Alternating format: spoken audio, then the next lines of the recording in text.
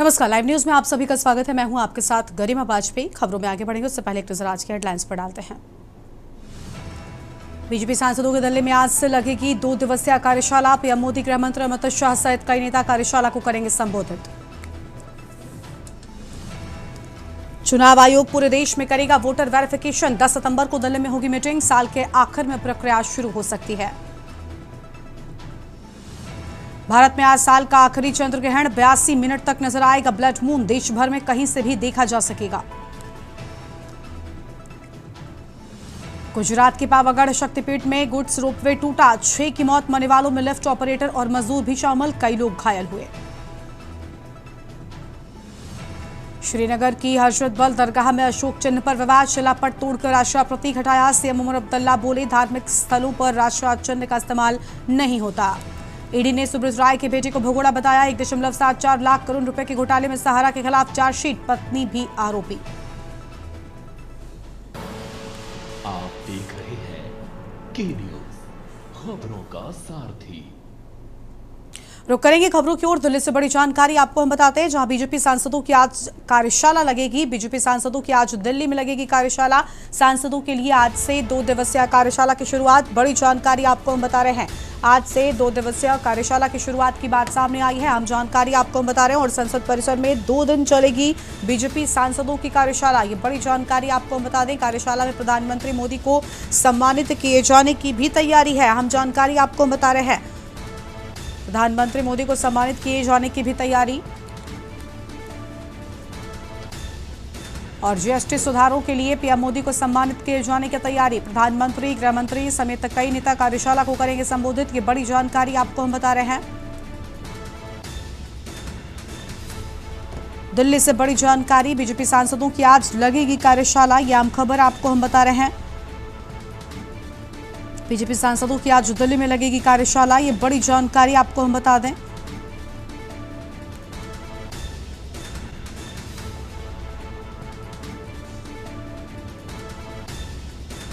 संसद परिसर में 2 दिन चलेगी बीजेपी सांसदों की कार्यशाला। और इस कार्यशाला में प्रधानमंत्री को सम्मानित किए जाने की बात भी सामने आ रही है।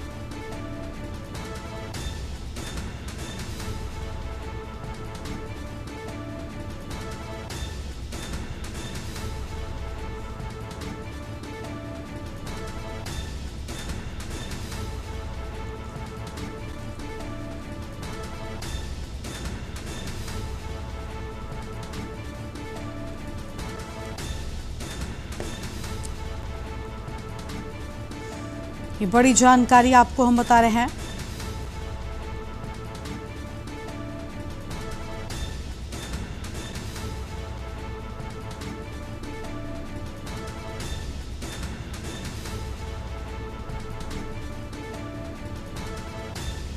कार्यशाला में प्रधानमंत्री को सम्मानित किए जाने की बात सामने आ रही है। जीएसटी सुधारों के लिए प्रधानमंत्री मोदी को सम्मानित किए जाने की तैयारी।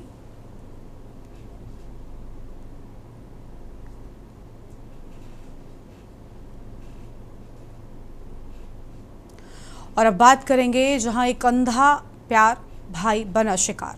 रायबरेली से एक चौंकाने वाली घटना सामने आई है, जिसने रिश्तों की मर्यादा को झकझोर कर रख दिया है। जिले के हरचंदपुर थाना क्षेत्र के प्यारेपुर गांव में एक नाबालिग बहन ने अपने ही भाई की सोते वक्त कुल्हाड़ी से हमला कर हत्या कर दी।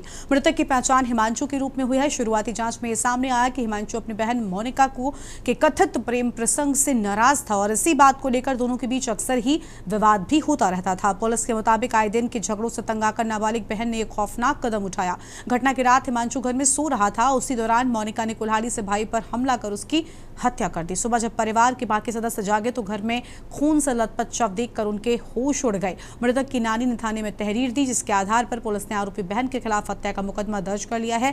फिलहाल मोनिका को हिरासत में लेकर पूछताछ की जा रही है। सवाल उठता है कि हमारा समाज भला किस ओर जा रहा है, जहां दूसरों के लिए अपने ही रिश्तों का खून किया जा रहा है।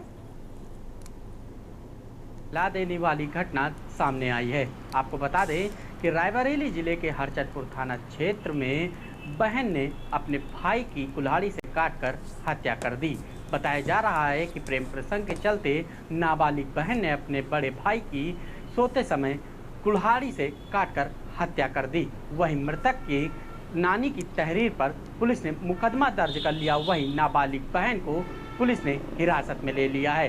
बताया जा रहा है कि नाबालिग जो बहन है उसका प्रेम प्रसंग चल रहा था, जिसके चलते भाई व बहन में आए दिन मारपीट होती थी, जिससे परेशान होकर के नाबालिग बहन ने अपनी भाई की कुल्हाड़ी से काटकर हत्या कर दी। जिसके बाद मौके पर पहुंची पुलिस ने जांच पड़ताल शुरू की। पता चला बहन ने ही अपने भाई की निर्मम तरीके से हत्या की है।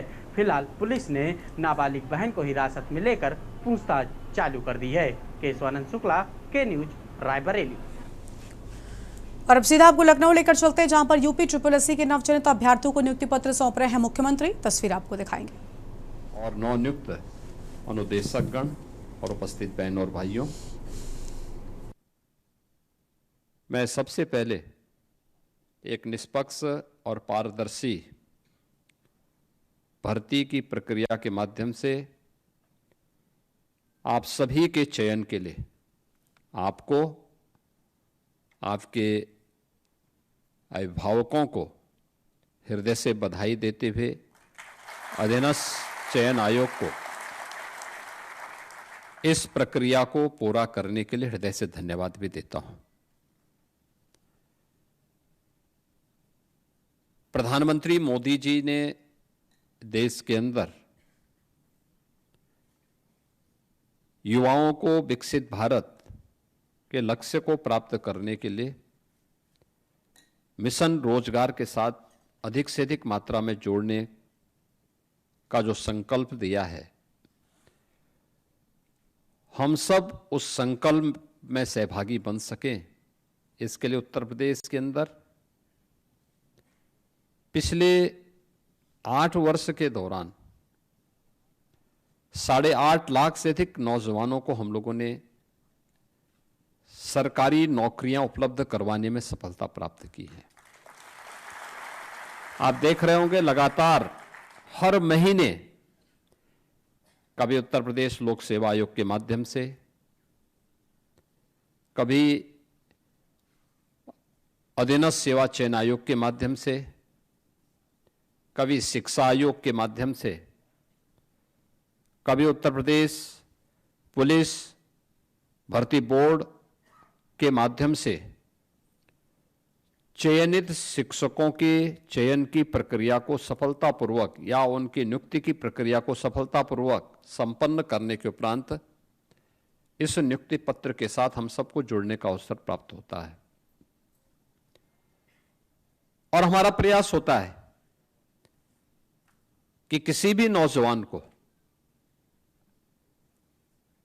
उत्तर प्रदेश के अंदर चयन की इस प्रक्रिया में किसी भी स्तर पर भेदभाव का शिकार न होना पड़े, उसका किसी भी स्तर पर शोषण न हो, उसके साथ कोई भी भेदभाव न हो, उसकी योग्यता और उसकी क्षमता के अनुरूप उसे शासन की विभिन्न विभागों में कार्य करने का अवसर प्राप्त हो सके। इसके लिए इस निष्पक्ष प्रक्रिया को पिछले 8.5 वर्ष के अंदर उत्तर प्रदेश सरकार ने पूरी ईमानदारी और प्रतिबद्धता के साथ संपन्न करने में सफलता प्राप्त की है। और आज उसी का परिणाम है कि जो सख्ती की गई थी, उस सख्ती का परिणाम है कि निष्पक्ष भर्ती की प्रक्रिया के परिणाम स्वरूप जो युवा चयनित हुए, उन्होंने भी पूरी ईमानदारी के साथ उत्तर प्रदेश सरकार का हिस्सा बनकर के अपनी प्रतिभा और अपनी ऊर्जा का लाभ उत्तर प्रदेश को दिया। आज परिणाम हमारे सामने है। आप में से ज्यादातर लोग इस बात को जानते हैं। आज से 8 वर्ष पहले आप में से ज्यादातर जो नवनियुक्त अनुदेशक हैं वे अपने पॉलिटेक्निक में या स्कूली जीवन में रहे होंगे। और उस समय इस बात का अनुभव क्या होगा आप लोगों ने कभी कि उत्तर प्रदेश के साथ 2 बातें चस्पा थी। एक, उत्तर प्रदेश का नौजवान या उत्तर प्रदेश का कोई नागरिक उत्तर प्रदेश के बाहर जाता था तो उसके सामने एक पहचान की संकट खड़ी होती थी। लोग हे दिस से देखते थे। परिणाम था उत्तर प्रदेश के नागरिकों के मन में एक हीन भावना पैदा होती थी। और दूसरा, हमारे ऊपर एक लेवल लगा दिया गया था कि ये बीमारू राज्य है,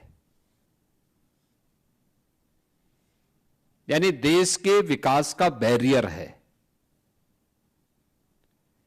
इतना बड़ा राज्य, इतना संसाधनों से भरपूर राज्य, प्रकृति की और परमात्मा की असीम कृपा वाला राज्य, जिस राज्य में बार बार ईश्वर को भी अपने किसी न किसी अवतार के रूप में जन्म लेना पड़ा, आना पड़ा, ऐसा राज्य और बीमारू हो जाए, पहचान के संकट के दौर से गुजर जाए, कोई भी व्यक्ति अपने आप को सुरक्षित महसूस न करे, पर्व और त्योहारों के समय जब उत्साह और उमंग का माहौल हर एक चेहरे पर दिखना चाहिए, उस समय पर्व और त्योहार की आशंका उनकी जवान को खामोश कर देती थी। लोगों के मन में एक भय तैरने लगता था, पता नहीं कहां पे क्या हो जाए। उस राज्य में पिछले 8 वर्ष के अंदर हम लोगों ने 7वीं 8वीं अर्थव्यवस्था से आज उत्तर प्रदेश की इस यात्रा को शानदार तरीके से आगे बढ़ाते हुए देश की नंबर 2 की अर्थव्यवस्था बनने में सफलता प्राप्त की। बीमारू राज्य के लेवल को उखाड़ फेंक करके आज भारत के विकास के ग्रोथ इंजन के रूप में उत्तर प्रदेश को स्थापित करने में सफलता प्राप्त की है। और ये तब हुआ है जब उत्तर प्रदेश के 25 करोड़ की आबादी ने उत्तर प्रदेश सरकार से जुड़े हुए सभी अधिकारी कर्मचारियों ने, हर स्तर के नागरिक ने, और जनप्रतिनिधि ग्राम पंचायत का हो, क्षेत्र पंचायत का हो, जिला पंचायत का हो, नगर निकाय का हो, मान्य विधायक हो, मान्य सांसद हो, शासन के मंत्री हो और डबल इंजन की सरकार हो, इन सब ने जब मिलकर के प्रयास किया तब ये परिणाम हमारे सामने आए। आज उत्तर प्रदेश देश के अंदर सबसे तेज गति से अग्रसर प्रदेशों में गिना जाता है। सबसे तेज गति से विकास की दर उत्तर प्रदेश की देश के अंदर सर्वाधिक है। हर एक क्षेत्र में आज उत्तर प्रदेश अग्रणी स्थानों में आता है। 17 के पहले जो प्रदेश बॉटम 5 में था, आज वो प्रदेश देश के अंदर ज्यादातर स्कीम में नंबर 1 पर है, और जहां पर नंबर 1 पर नहीं, वहां टॉप 3 में उत्तर प्रदेश को कोई नहीं हटा सकता। वहां पे उत्तर प्रदेश ने यह अपनी गति को इस रूप में प्रगति की तरफ आगे बढ़ाने में सफलता प्राप्त की। और ये तब जब हम लोगों ने उत्तर प्रदेश के नौजवानों के लिए एक बहुत साफ सुथरा मंच दिया। आप में से जितने भी 1510 अनुदेशक चयनित हुए हैं, किसी को भी कहीं से सिफारिश कराने की नौबत नहीं आई होगी। किसी को पता ही भी नहीं रहा होगा कि उसका चयन होगा नहीं होगा। जिसने तैयारी की होगी उसका चयन हुआ है, जिसने नहीं की होगी तैयारी करेगा, फिर आने वाले समय में होगा। एक विश्वास मन में होना चाहिए, और ऐसा नहीं कि अब उत्तर प्रदेश के अंदर केवल सरकारी नौकरी के भरोसे ही लोग काम करें। अब तो नौकरियों की एक पूरी बौछार हो रही है। प्रदेश के अंदर कानून व्यवस्था का जो माहौल पैदा किया गया, सुरक्षा का एक बेहतरीन माहौल पैदा किया, दंगा मुक्त, गुंडागिर्दी से मुक्त, माफिया मुक्त राज्य की अवधारणा ने उत्तर प्रदेश में बड़े बड़े निवेश को आमंत्रित किया और इसका सर्वाधिक लाभ अगर किसी को प्राप्त हुआ है तो व्यावसायिक शिक्षा, कौशल विकास और उद्यमिता से जुड़े हुए नौजवानों को हुआ है। पिछले 8 वर्ष में 60 लाख से अधिक ऐसे लोगों को उत्तर प्रदेश के अंदर नौकरी मिली है, जिसमें से 14 लाख नौजवान वे हैं जिन्होंने उत्तर प्रदेश कौशल विकास मिशन के माध्यम से ट्रेनिंग ली और किसी न किसी उद्योग और उद्यम में वह आज समायोजित हुआ है। अभी पिछले दिनों मुझे व्यावसायिक शिक्षा, कौशल विकास के इस कार्यक्रम के साथ लखनऊ में ही एक कार्यक्रम के साथ जुड़ने का अवसर प्राप्त हुआ था और मैं उस दिन देख रहा था जिन नौजवानों का चयन हुआ था वहां, वे नौजवान वो थे जो, आप सोचिए, आईटीआई पास हैं, स्किल मिशन के माध्यम से, यूपी स्किल मिशन के माध्यम से उनका चयन हुआ और जो कंपनी उनको ले जा रही थी, कोई उनको 1 लाख रुपए दे रही थी, किसी को 75,000 रुपए दे रही थी, किसी को 50,000 रुपए दे रही थी। 35,000 से कम तो किसी भी नौजवान का नहीं था। आप मुझे बताओ, आज से 8 साल पहले कोई कल्पना करता था? 8 साल पहले तो कोई उद्योग भी नहीं लगाता था। यहां पे जो उद्योग थे वही यहां से बाइंड अप होकर के जा रहे थे, बंद होकर के जा रहे थे। अब उन्हें नौकरी मिल रही है। आप सोचिए कि पहले जो आईटीआई थे वे ही बंद हो रहे थे, अब आईटीआई में 300 से अधिक आईटीआई तो केवल सरकार चला रही है। पिछले 8 वर्ष में 60 से अधिक नए गवर्नमेंट के स्तर पर नए आईटीआई बनाए गए और निजी क्षेत्र में भी 3,000 से अधिक आईटीआई बने हुए हैं, जिन्होंने नए नए ट्रेड के साथ, लगभग 100 ऐसे ट्रेड वर्तमान में चल रहे हैं जो देश और दुनिया की वैश्विक मार्केट की, ग्लोबल मार्केट की आवश्यकताओं की पूर्ति करने के लिए स्किल मैन पावर की आपूर्ति कर सके।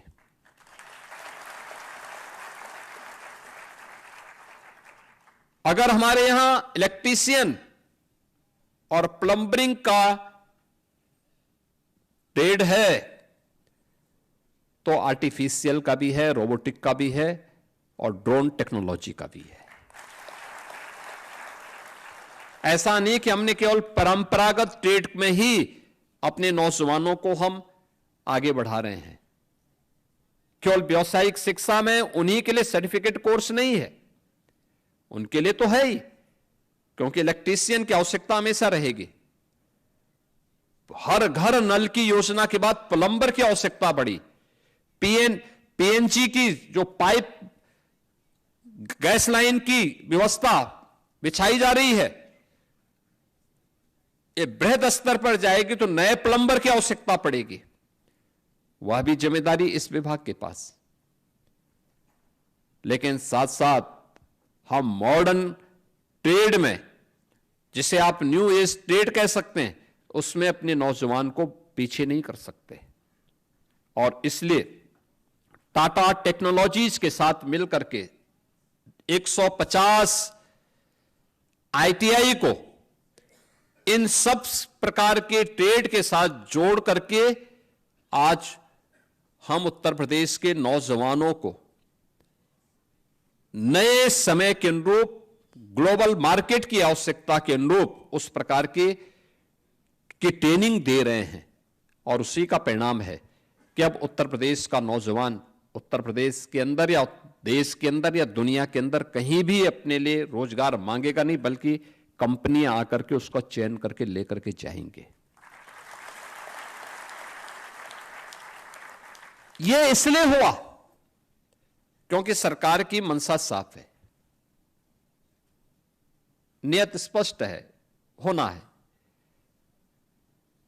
हर व्यक्ति अपने अनुसार अपने रोजगार को चयन करने के लिए स्वतंत्र होना चाहिए और उसकी सुविधा दी गई।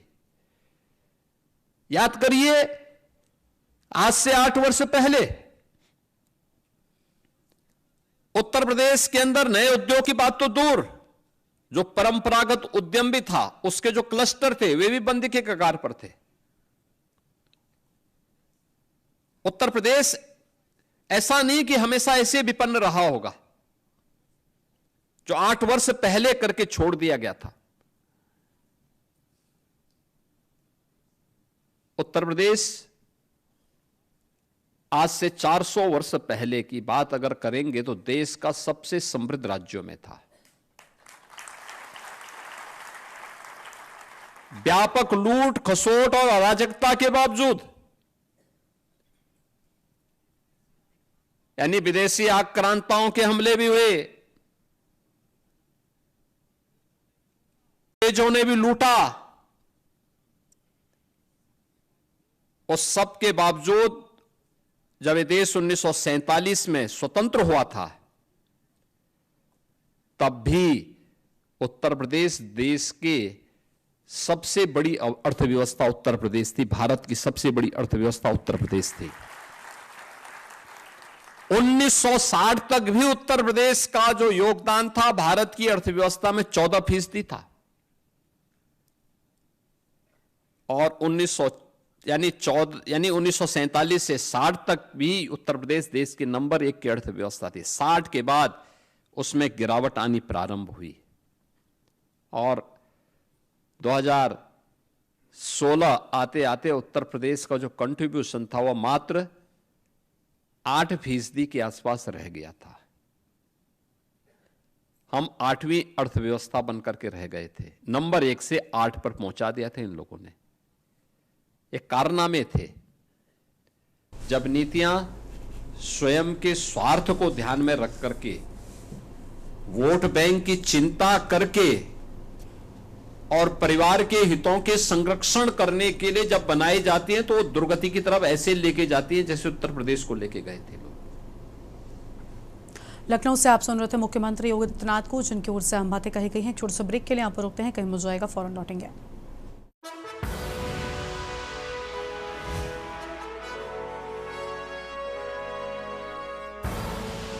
आप देख रहे हैं के न्यूज खबरों। ब्रेक के बाद आप सभी का स्वागत है। एक बार फिर से आपको सीधा लखनऊ लेकर चलते हैं। मुख्यमंत्री योगी क्या कह रहे हैं, सुन लेते हैं।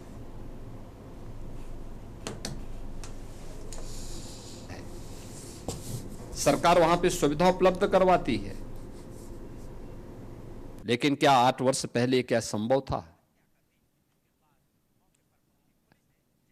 क्या 8 वर्ष पहले इस प्रकार की नियुक्ति पत्र वितरण के इवेंट हो पाते थे? क्या वे कर ही नहीं सकते थे। क्योंकि करते कैसे? एक तो भर्ती की प्रक्रिया ही पूरी नहीं हो पाती थी, क्योंकि हर भर्ती की प्रक्रिया में कोई ना कोई ऐसा लकुना लग जाता था कि उसको माननीय न्यायालय के द्वारा रोक लगा दी जाती थी। इतना पैसा ले लिया जाता था कि वह किसी भी अभ्यर्थी से आंख से आंख मिलाकर के बात करने की स्थिति में नहीं होते थे। क्या पुलिस की भर्ती हो, क्या शिक्षकों की भर्ती हो, क्या अनुदेशकों की भर्ती हो, और क्या किसी अन्य विभाग की भर्ती हो। क्योंकि जब व्यक्ति बेईमानी और भ्रष्टाचार का सहारा लेता है तो उसका नैतिक पतन हो चुका होता है। वह फिर चेहरा उठाकर के बात करने की स्थिति में नहीं होता। और कमोबेश यही स्थिति 2016 के पहले सरकार ने कर दी थी। उस समय सरकार में बैठे हुए लोगों ने कर दी थी। परिणाम था उत्तर प्रदेश का नौजवान हताशा और निराशा के दौर से गुजर रहा था। जब नौजवान हताश और निराश होगा तो अर्थव्यवस्था को तो बैठना ही बैठना है। अर्थव्यवस्था तो नीचे गिरेगी ही गिरेगी, और यही होता था। पिछले 8 साढ़े 8 वर्ष के अंदर जब सामूहिक रूप से प्रयास हुआ, आज परिणाम है कि नौकरी सरकारी क्षेत्र में भी है, निजी क्षेत्र में भी है, स्वयं का रोजगार भी है, और बड़े बड़े रोजगार मेले लग करके वहां पर लोगों के लिए कहा जाता है कि भाई आप भी अपने अनुसार चयन करिए, आप कहां जाना चाहते हैं। स्वयं का स्टार्टअप स्थापित करना है, स्वयं का उद्यम स्थापित करना है, उसके लिए भी स्कीम है। हमने युवा उद्यमी स्कीम भी एक लागू की है अभी, और युवा उद्यमी स्कीम के माध्यम से हम लोगों ने व्यवस्था की। कोई युवा अपना स्वयं का रोजगार स्थापित करना चाहता है, पहले चरण में 5 लाख तक का ऋण उस युवा को, 21 वर्ष से 40 वर्ष का जो युवा होगा, हम उसको ब्याज मुक्त और गारंटी मुक्त ऋण देंगे और मार्जिन मनी भी 10% तक देंगे। आप अनुमान करिए, जनवरी में हमने प्रारंभ की स्कीम, अब तक 70,000 से अधिक युवा इस स्कीम के अंदर आच्छादित हो चुका है, वो ले चुका है लोन, काम अपना शुरू कर दिया है। हर वर्ष 1 लाख युवा को हम इस स्कीम के साथ जोड़ने वाले हैं। इतने बड़े पैमाने पर आ रहे हैं।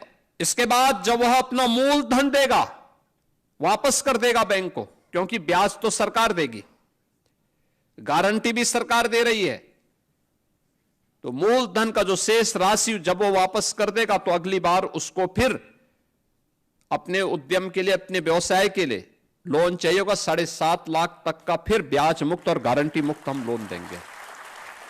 तीसरे चरण में 10 लाख तक देंगे। ये सभी प्रक्रियाएं सरकार के युवाओं को प्रोत्साहित करने वाली योजनाएं हैं, युवाओं को आगे बढ़ाने वाली है, और परिणाम है वह युवा भी पूरी ईमानदारी और प्रतिबद्धता के साथ लग करके उत्तर प्रदेश के विकास में अपना योगदान दे रहा है। आज इसीलिए आप देख रहे होंगे प्रधानमंत्री जी ने कहा vocal for local. Uttar Pradesh ने 1 डिस्ट्रिक्ट 1 प्रोडक्ट दे दिया। हर जिले का एक प्रोडक्ट आज देख रहे होंगे देश के अंदर छाया हुआ है। अकेले उत्तर प्रदेश है जिसने सबसे पहला भी किया और सबसे प्रभावी ढंग से आगे बढ़ाया, और 1 डिस्ट्रिक्ट 1 प्रोडक्ट की स्कीम आज देश के अंदर छा गई है। परंपरागत हस्तशिल्पी और कारीगरों के लिए भी हम लोगों ने कार्य किया।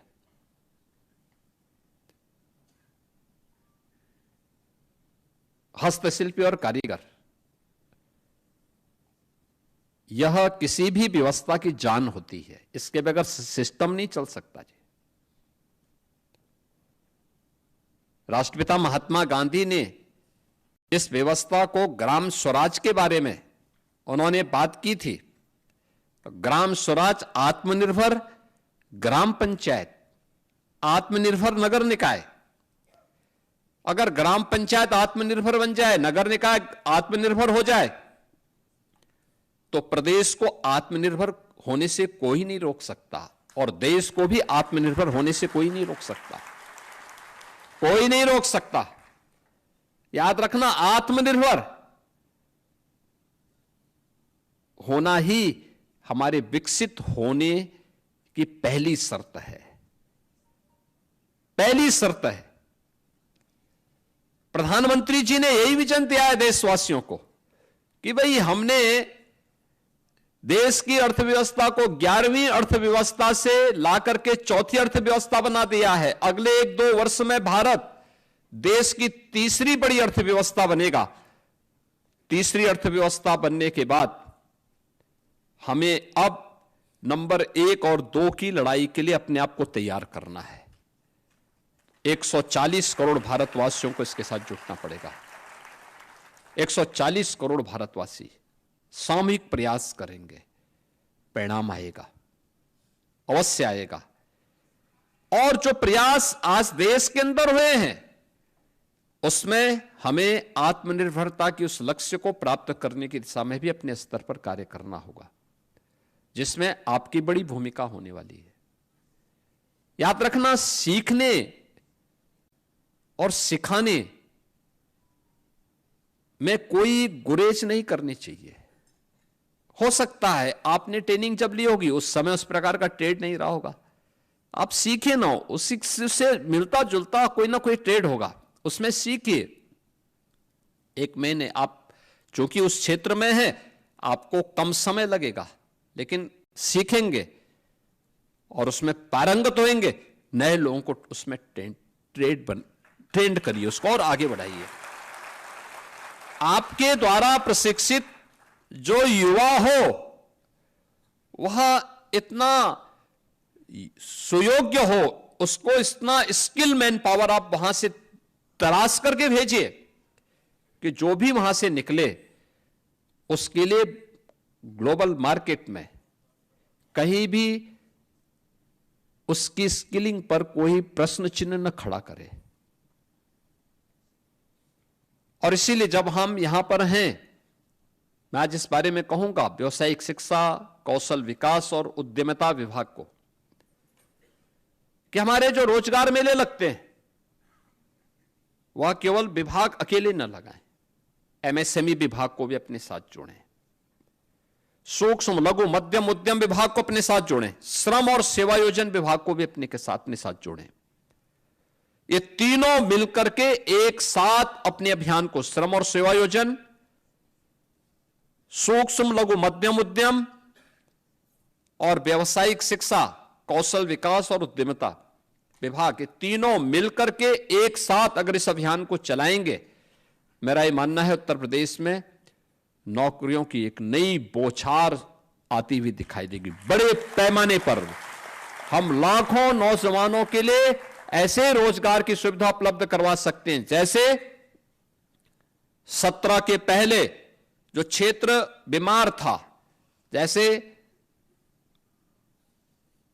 परंपरागत उद्यम हर जिले में थे, बंद थे, हताशा थी, निराशा थी, सरकार ने थोड़ा सा उसको जोड़ा, आपस में थोड़ा सपोर्ट किया, एग्जीबिशन लगाए, उनको डिजाइन दी, ट्रेनिंग दी, मार्केट की व्यवस्था के साथ उन्हें लिंक किया।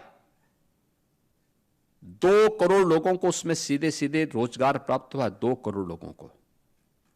आप सोचो, उत्तर प्रदेश, आज उत्तर प्रदेश में 96 लाख एमएसएमई यूनिट हैं, 96 लाख।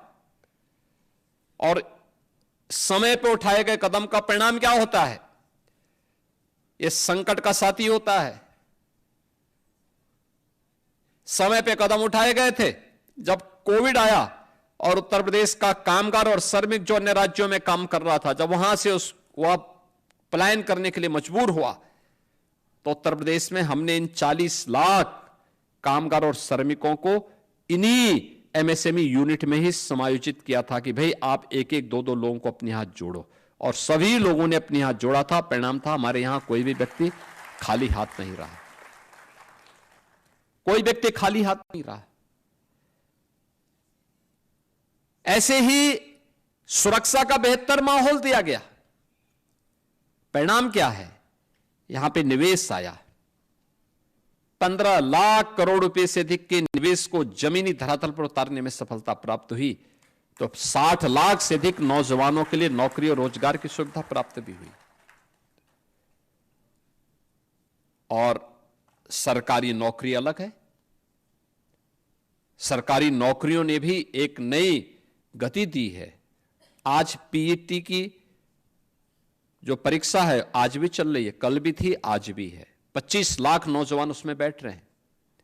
इन 25 लाख नौजवानों के लिए हमें नौकरी की व्यवस्था करनी है अलग अलग सेक्टर में, और मैं मानता हूं उत्तर प्रदेश इसको दे सकता है। उत्तर प्रदेश में संभावना है, अलग अलग सेक्टर में हम इन्हें उपलब्ध करवा सकते हैं। कोई सरकारी नौकरी पाएगा, कोई निजी क्षेत्र में नौकरी पाएगा, कोई एमएसएमई सेक्टर में पाएगा, और कोई स्वयं का उद्यम स्थापित करेगा। उसकी उस स्केल को, जो 25 लाख का स्केल दिखाई देता ना, इस स्केल को स्किलिंग के साथ अगर हम जोड़ देंगे तो उसके हाथ को कार्य ही कार्य मिलेगा, और उस कोई भी बेरोजगार नहीं होगा। यह मेरा पूरा विश्वास है। आज के इस अवसर पर आपको कार्य मिला है, एक नियुक्ति पत्र प्राप्त हो रहा है। इस नियुक्ति पत्र के अवसर पर मैं आपसे यही कहना चाहूंगा कि आपने आवेदन करने से लेकर के आज नियुक्ति पत्र वितरण तक कोई भी किसी भी स्तर पर आपको सिफारिश नहीं करनी पड़ी, कोई लेन देन नहीं हुआ किसी भी स्तर पर। तो आपको भी इस बात को ध्यान में रखना होगा। ये 1510 लोगों को एक साथ नियुक्ति पत्र केवल व्यावसायिक शिक्षा विभाग में एक साथ मिल रहा है इस समय।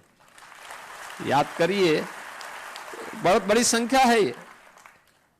और ये एक साथ मिल रहा है बिना किसी सिफारिश के, बिना किसी लेन देन के, तो सरकार भी आपसे ये अपेक्षा रखती है कि आप भी जब अपने अपने ITI में जाएंगे तो इसी प्रतिबद्धता के साथ, ईमानदारी के साथ, जिन छात्रों को आप वहां पे एक इंस्ट्रक्टर के रूप में वहां पर गाइड करेंगे, उसमें जितना बेहतरीन हो सकता है उतना करने के लिए, उतना बेहतरीन प्रदर्शन करने के लिए आप वहां पर उस ITI को एक नए मंच के रूप में, स्किलिंग के एक नए मंच के रूप में स्थापित करने में आगे बढ़ाएंगे, ये उम्मीद सरकार करती है।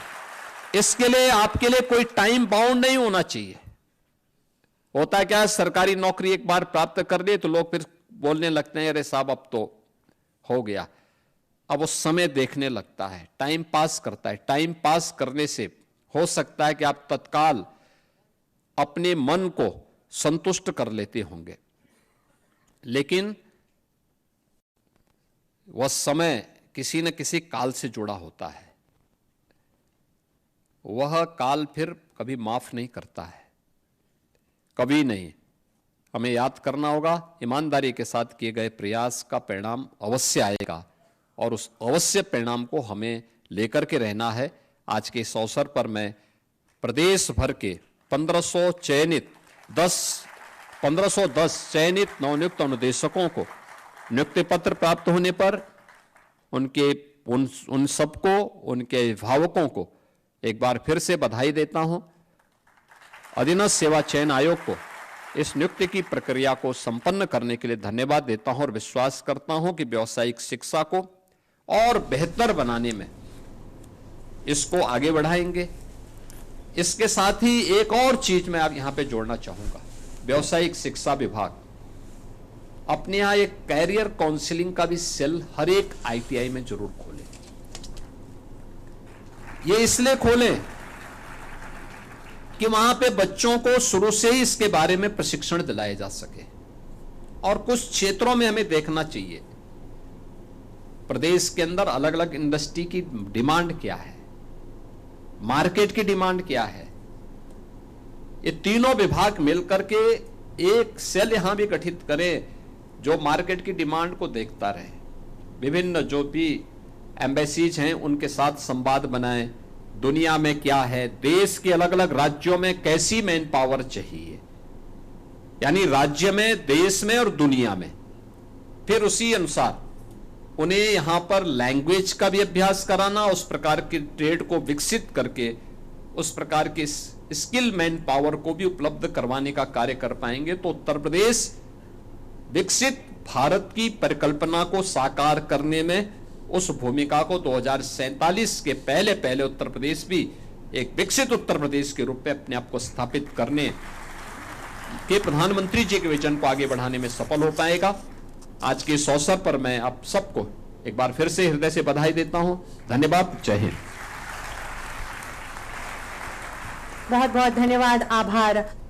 लखनऊ से आप सुन रहे थे मुख्यमंत्री योगी आदित्यनाथ को। वापस से लौटेंगे खबरों की ओर, लेकिन उससे पहले एक छोटे से ब्रेक के लिए यहाँ पर रुकते हैं, कहीं मत जाएगा, फौरन हाजिर होंगे।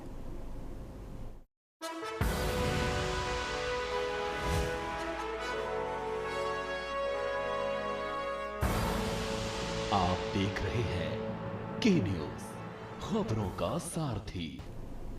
ब्रेक के बाद आप सभी का स्वागत है। रुक करेंगे खबरों की ओर। दिल्ली से बड़ी जानकारी आपको हम बताते हैं। आज फिर दोहराया गया संडे ऑन साइकिल अभियान के तहत बीजेपी सांसदों ने दौड़ाई साइकिल। अभियान में सांसदों सहित कई मंत्रियों की रही भागीदारी। मंत्री मनसुख मांडविया की अगुवाई में चला अभियान। स्वदेशी प्रचार के लिए फिट इंडिया का दिया संदेश। पूरे देश में 8000 से अधिक स्थानों पर हुआ आयोजन। दिल्ली में 50 से अधिक सांसदों ने की साइकिलिंग। देश को संडे ऑन साइकिल का जागरूकता संदेश दे रहे हैं सांसद। ये बड़ी जानकारी आपको हम बता रहे हैं। अहम खबर आपको हम बता दें, मंत्री मनसुख मांडविया की अगुवाई में यह अभियान चला। स्वदेशी प्रचार के लिए फिट इंडिया का संदेश दिया। अहम जानकारी आपको हम बता दें, पूरे देश में 8000 से अधिक स्थान पर हुआ आयोजन। बड़ी जानकारी आपको हम बता रहे हैं। दिल्ली में 50 से अधिक सांसदों ने की साइकिलिंग।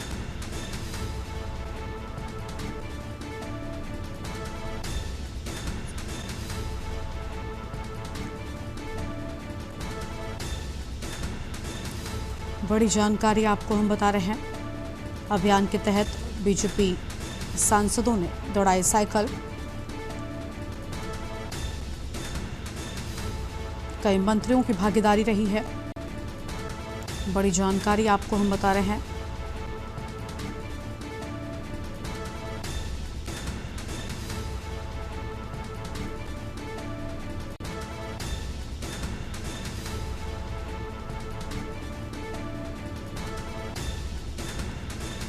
अहम जानकारी आपको हम बता दें।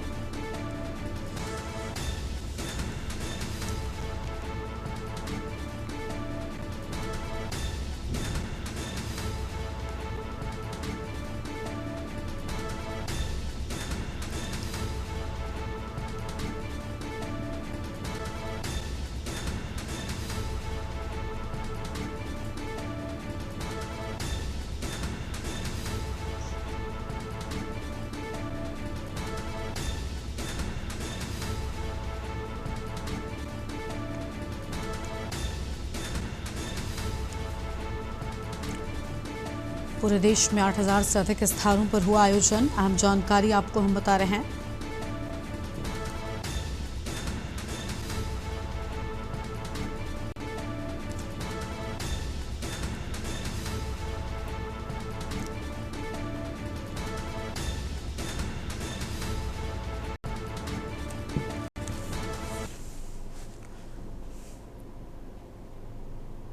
और अगली बड़ी खबर पे आपको दिल्ली से ही बताते हैं, जहां पर 9 सितंबर को प्रधानमंत्री नरेंद्र मोदी का पंजाब का दौरा है। पंजाब के बाढ़ प्रभावित इलाकों का दौरा करेंगे प्रधानमंत्री।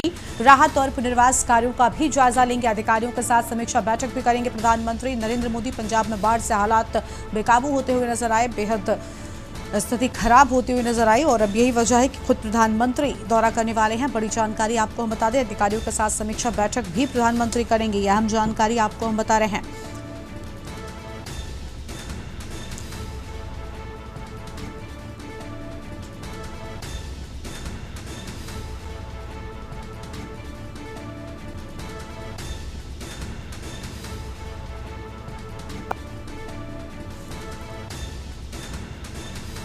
अधिकारियों के साथ समीक्षा बैठक भी करेंगे प्रधानमंत्री। पंजाब के दौरे पर जाएंगे। यह अहम जानकारी आपको हम बता रहे हैं। दिल्ली से बड़ी जानकारी। पंजाब के बाढ़ प्रभावित इलाकों का दौरा करेंगे प्रधानमंत्री नरेंद्र मोदी।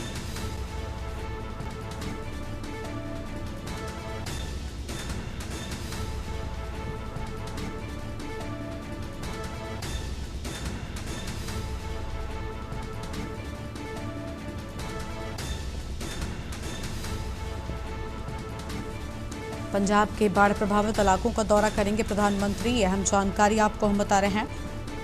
राहत और पुनर्वास कार्यों का भी जायजा लेंगे प्रधानमंत्री।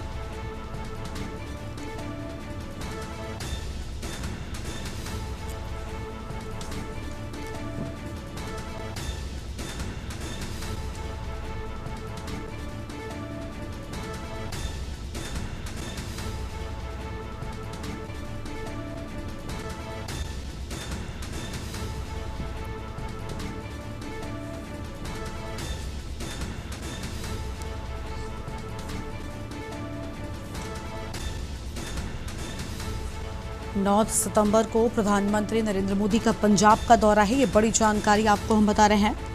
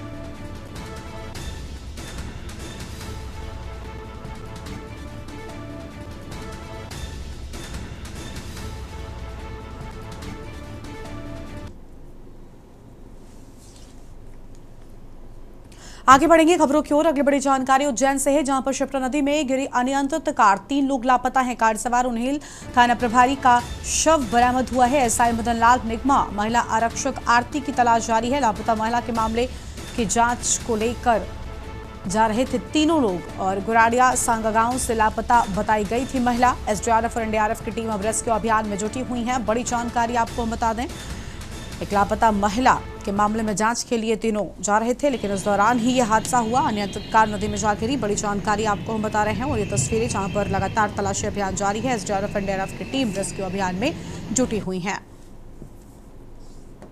शिप्रा नदी में गिरी अनियंत्रित बहुत कार। ही दुखद घटना हुई है। हमारे उन्हेल थाना प्रभारी अशोक शर्मा जी, उनके साथ मीनामा साहब और एक महिला आरक्षक आरती सिंह। 2 दिन पूर्व एक 14 साल की बच्ची मिसिंग हुई थी, जो घर से सिम लेकर गई थी। उसकी तलाश में रात में रवाना हुए थे जुलूस के बाद। इसी दौरान इनकी गाड़ी जो अमेज़ है वो डिसबैलेंस होके बड़े पुल से नीचे गिरी। अभी करीब 2-2.5 किलोमीटर आगे अशोक शर्मा जी का शव हम लोगों ने बरामद किया है यहाँ भैरवगढ़ पुल के नीचे से। अभी एनडीआरएफ की टीम भी लगी है, बाकी दोनों के लिए भी हमारी सर्च जारी है। रांची से खबर है, जमीनी विवाद में हंगामा हुआ। मारपीट और आगजनी जमीन के हक और कब्जे का विवाद फसाद की जड़ बना और सूचना पर पहुंची पुलिस स्थिति पर काबू पाया गया है। बड़ी जानकारी आपको हम बता दें, एक तफरी अहम जानकारी। कुछ देर में गाड़ी जलकर कबाड़ में हुई तब्दील। शांति के बावजूद इलाके में बरकरार है तनाव। कोटवासी स्थित जमीन को लंबे समय से विवाद जारी है।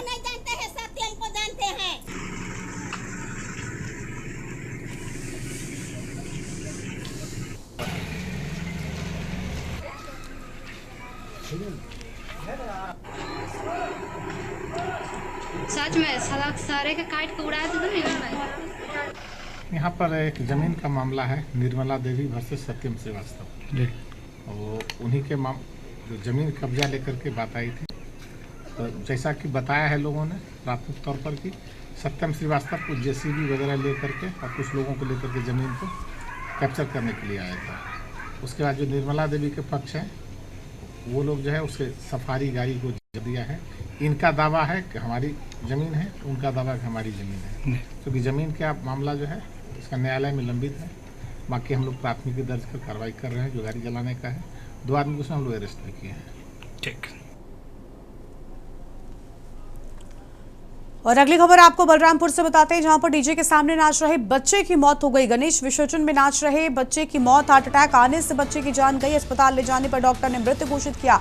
अस्पताल ले जाने पर डॉक्टर की ओर से बच्चे को मृत घोषित किया गया है। हार्ट अटैक से 15 साल के प्रवीण गुप्ता की मौत हो गई। परिजनों ने डॉक्टरों पर लापरवाही का हालांकि आरोप भी लगाया। डॉक्टर 20 मिनट बाद अस्पताल पहुंचे। स्थानीय लोगों ने सीएचसी राजपुर का घेराव किया। लोगों ने डॉक्टर को हटाने की मांग भी कर दी है। ये बड़ी जानकारी आपको हम बता दें, जहां गणेश विसर्जन के दौरान डीजे के सामने नाच रहे बच्चे की हार्ट अटैक से जान चली गई।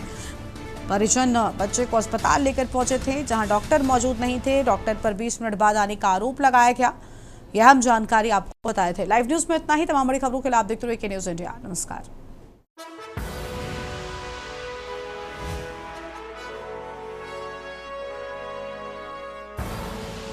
आप देख रहे हैं के न्यूज, खबरों का सार।